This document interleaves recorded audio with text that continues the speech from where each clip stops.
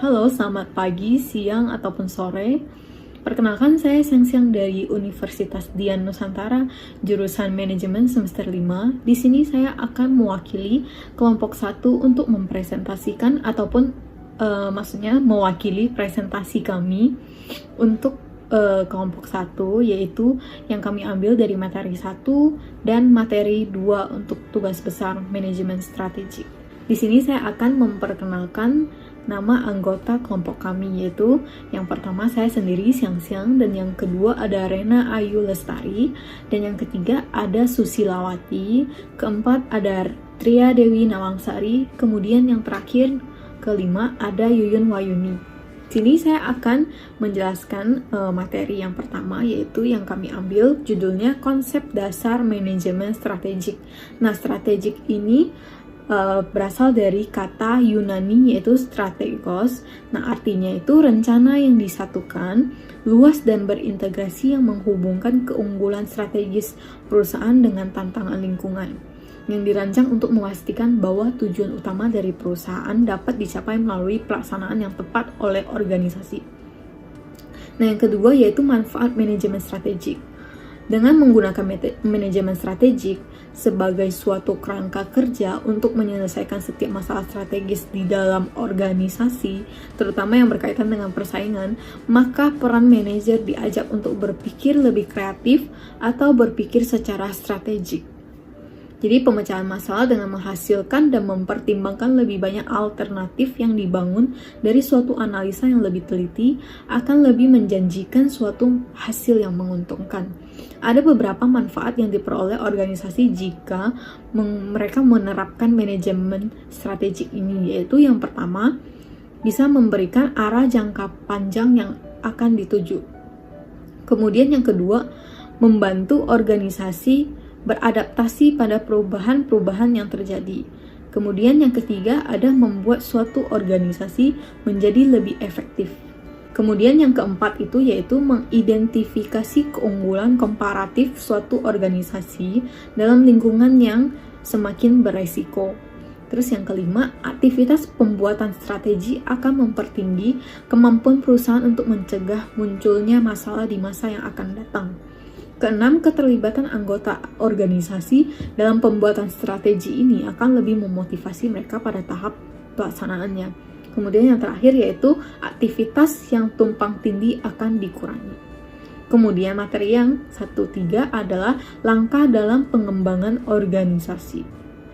Langkah pertama, manajemen perlu secara detail mengidentifikasi aktivitas yang perlu dikerjakan baik langsung maupun tidak langsung sejak disusunnya proposal kegiatan ataupun TOR, pengujian dan penilaian, proses perencanaan program dan kegiatan, implementasi, pengendalian, dan pengawasan.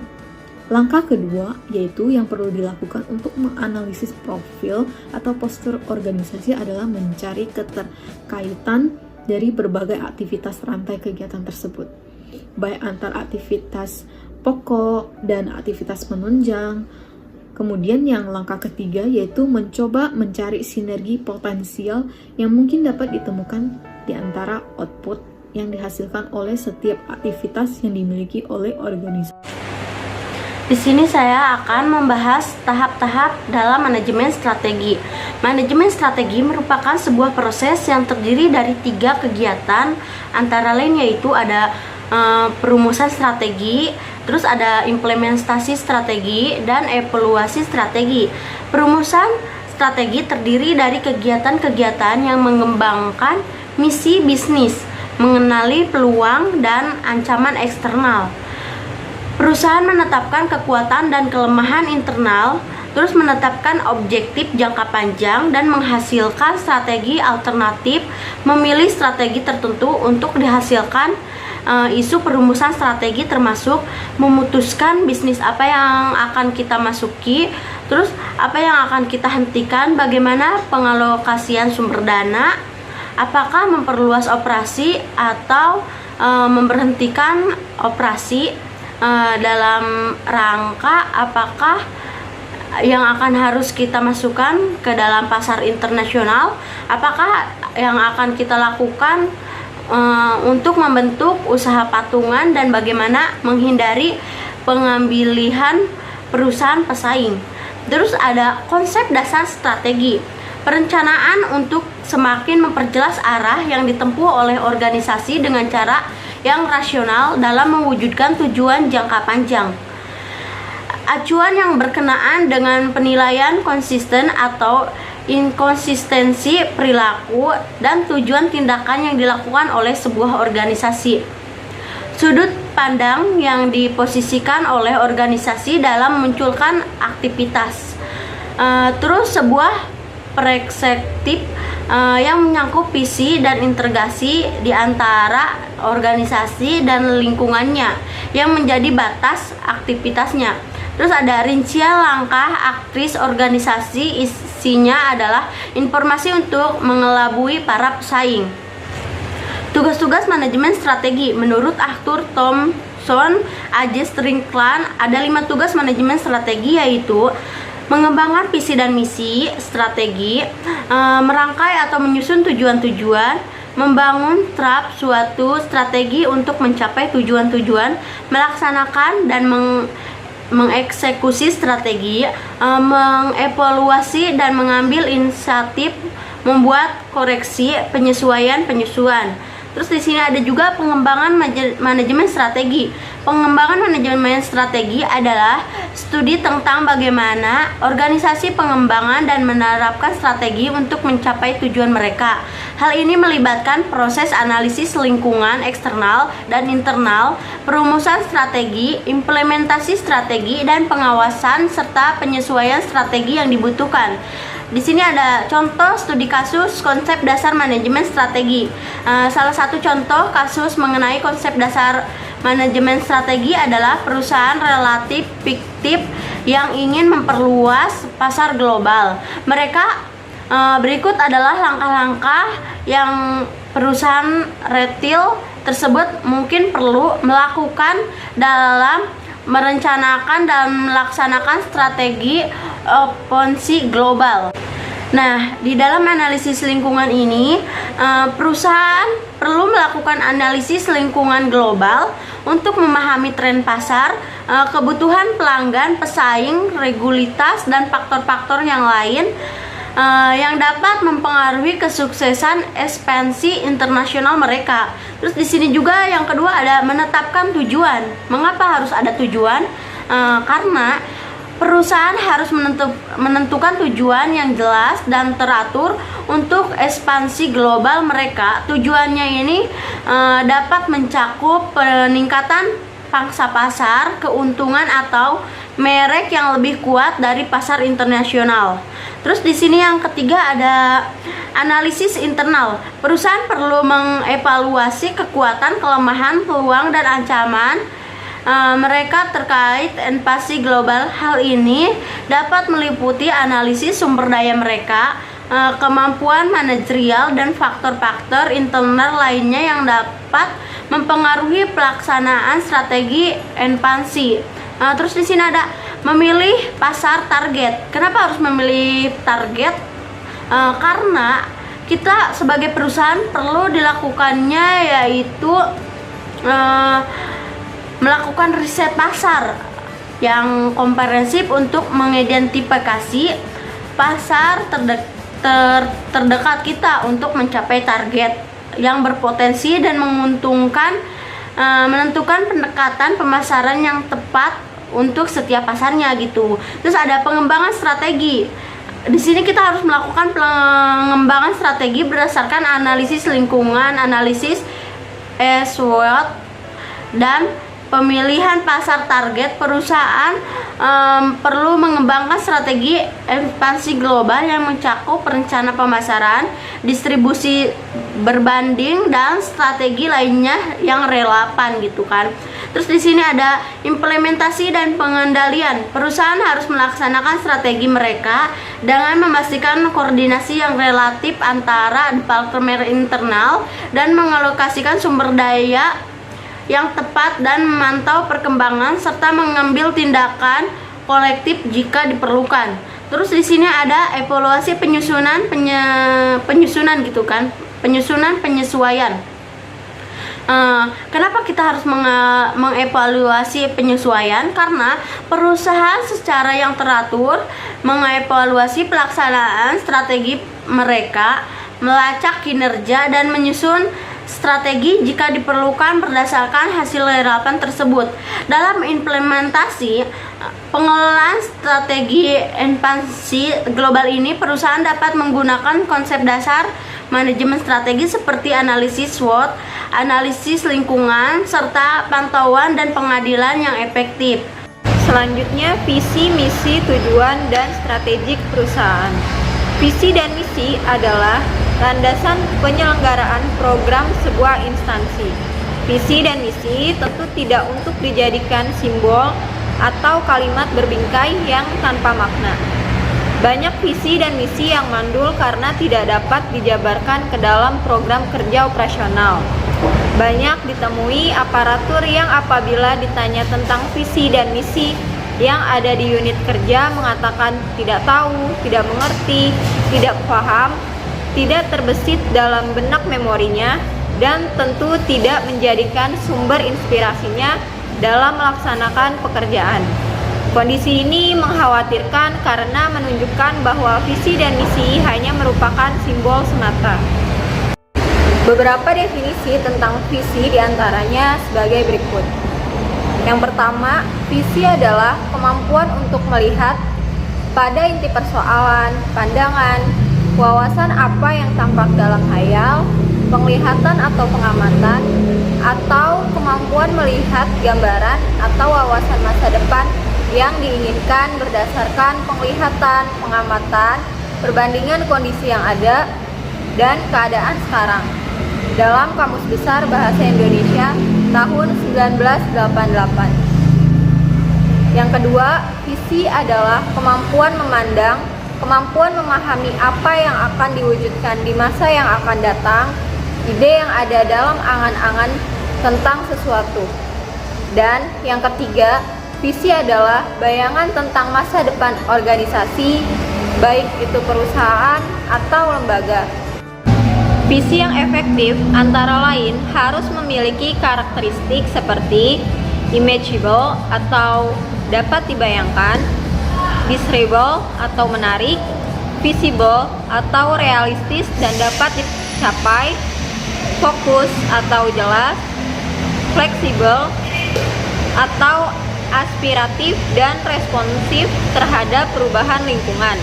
Dan yang terakhir adalah communicable, mudah dipahami. Pada dasarnya, visi harus menggambarkan beberapa hal, yaitu menetapkan arah tentang apa yang harus dilaksanakan oleh organisasi agar berhasil, menyatakan kemana organisasi diarahkan, akan menjadi apa, atau untuk berapa lama atau sampai kapan. Kondisi ideal yang ingin diciptakan oleh perusahaan di masa yang akan datang, meskipun mungkin tidak akan pernah tercapai, tetapi orang-orang dalam organisasi itu tidak akan pernah berhenti untuk mencapainya. Jika suatu organisasi mampu menyusun visi yang tepat, akan membantu pada 3 hal penting sebagai berikut. Yang pertama, menjelaskan arah yang diinginkan secara gamblang, jelas dan tegas. Mendorong dan memotivasi orang bergerak ke arah yang benar, meski langkah-langkah awal mungkin menyakitkan. Dan yang terakhir, membantu mengkoordinasikan tindakan orang-orang yang berasal dari bidang-bidang yang berbeda. Kunci keberhasilan dan implementasi dari visi pada suatu perusahaan adalah: yang pertama, keterlibatan total dari setiap level organisasi. Yang kedua, komunikasi yang efektif. Yang ketiga, menghilangkan hambatan yang ada. Dan yang terakhir, secara terus-menerus melakukan evaluasi dan perbaikan. Misi perusahaan. Setelah visi, kemudian dijabarkan ke dalam misi. Adapun yang dimaksud dengan misi adalah sebagai berikut. Yang pertama, misi adalah tugas yang dirasakan orang sebagai suatu kewajiban untuk melakukannya demi agama, ideologi, patriotisme, dan sebagainya. Yang kedua, Misi adalah tugas khusus yang menjadi tanggung jawab seseorang atau sekelompok orang. Yang ketiga, misi merupakan langkah atau kegiatan yang harus dilaksanakan guna merealisasikan terciptanya visi. Definisi-definisi tersebut menggambarkan bahwa misi semakna dengan usaha, kegiatan, tindakan yang strategis, dan merupakan tugas satuan yang mendukung tugas kerja organisasi. Visi dan misi perlu dirumuskan dengan jelas dan benar. Oleh karena itu, diperlukan adanya beberapa karakteristik atau kriteria rumusan visi dan misi yang jelas dan benar pula. Pernyataan misi harus mampu menentukan kebutuhan apa yang dipuasi oleh perusahaan, siapa yang memiliki kebutuhan tersebut, di mana mereka berada, dan bagaimana pemuasan tersebut dilakukan. Langkah penyusunan misi yang umum dilakukan oleh organisasi atau perusahaan adalah dengan mengikuti tahap-tahap berikut ini. 1. Melakukan proses brainstorming dengan mensejajarkan beberapa kata yang menggambarkan organisasi. 2. Penyusunan prioritas dan pemfokusan pada kata-kata yang paling penting. 4. Mengkombinasikan kata-kata yang telah dipilih menjadi kalimat atau paragraf yang menggambarkan misi perusahaan. 4. Mengedit kata-kata sampai terdengar benar atau sampai setiap orang kelelahan untuk adu argumentasi berkaitan dengan kata-kata atau fase favorit mereka. Untuk menjamin bahwa misi yang telah dirancang merupakan sebuah misi yang baik, maka harus 1. Cukup luas untuk dapat diterapkan selama beberapa tahun sejak saat ditetapkan. 2. Cukup spesifik untuk mengkomunikasikan arah. 3. Fokus pada kompetensi atau kemampuan yang dimiliki perusahaan. 4. Bebas dari jargon dan kata-kata yang tidak bermakna.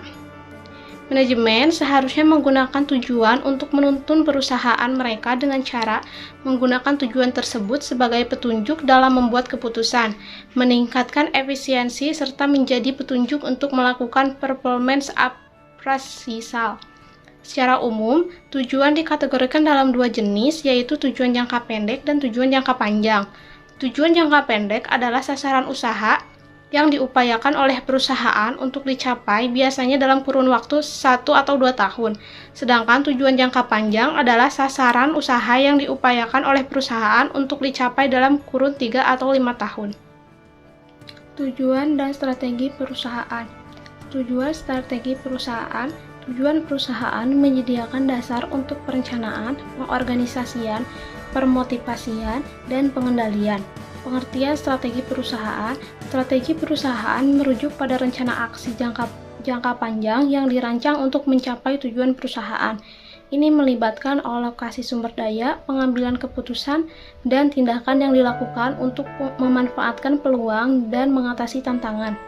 Strategi dapat mencakup inovasi produk, ekspansi pasar, efisiensi operasional, atau keunggulan biaya. Terdapat dua aliran besar yang dapat dijadikan landasan dalam menentukan strategi, yaitu yang pertama, strategi utama merupakan seperangkat alternatif strategi perusahaan yang secara umum dijadikan patokan dalam menentukan strategi yang akan diambil oleh suatu perusahaan. 2. Strategi generik, misalnya Porter's Generic Strategies. Setelah visi dirumuskan, maka seluruh strategi perusahaan harus mengacu pada visi tersebut dan tidak boleh dibalik. Strategi dulu yang disusun, baru visi belakangan. Sebab hal ini dikhawatirkan strategi tidak akan efektif karena komitmen dan arah tujuan seluruh orang dalam perusahaan berbeda dan terkotak-kotak dalam fungsional struktur. Menyusun, mengembangkan, dan mengevaluasi visi dan misi. Dalam penetapan visi perusahaan harus memenuhi persyaratan dan kriteria. Adapun persyaratan dan kriteria visi perusahaan secara umum antara lain: 1. Dapat dibayangkan oleh seluruh jajaran organisasi perusahaan. 2. Dapat dikomunikasikan dan dapat dimengerti oleh seluruh jajaran organisasi perusahaan. 3. Berwawasan jangka panjang dan tidak mengabaikan perkembangan zaman. 4. Memiliki nilai yang diinginkan oleh anggota organisasi perusahaan. 5. Terfokus pada permasalahan instansi perusahaan agar dapat beroperasi. Contoh visi misi, tujuan, dan strategi perusahaan. Perusahaan konstruksi. Visi yang pertama, memberikan pelayanan berkualitas di bidang jasa, Fondasi Mini Boredavel. 2.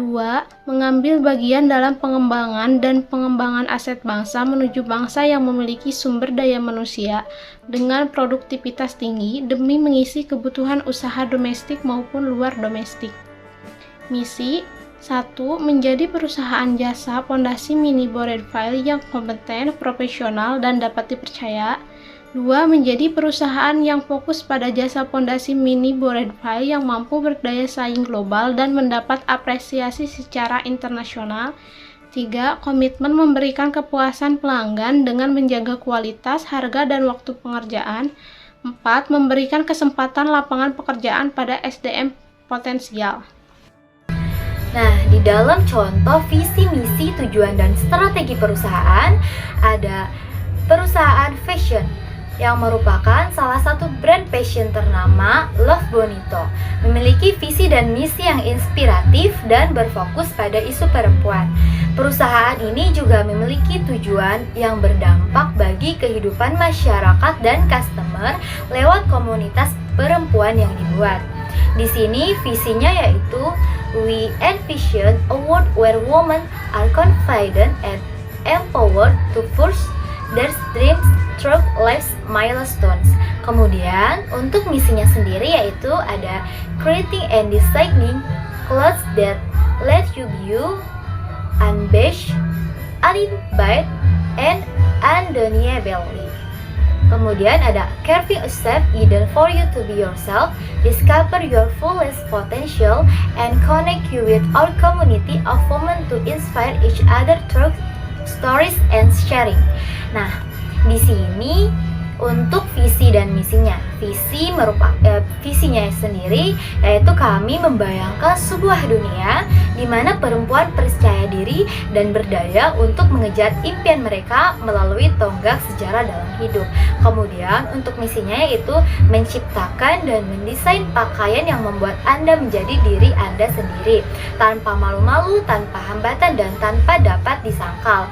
Kemudian ada menciptakan surga yang aman bagi Anda untuk menjadi diri sendiri, menemukan potensi maksimal Anda, dan menghubungkan Anda dengan komunitas wanita kami untuk saling menginspirasi melalui cerita dan berbagi.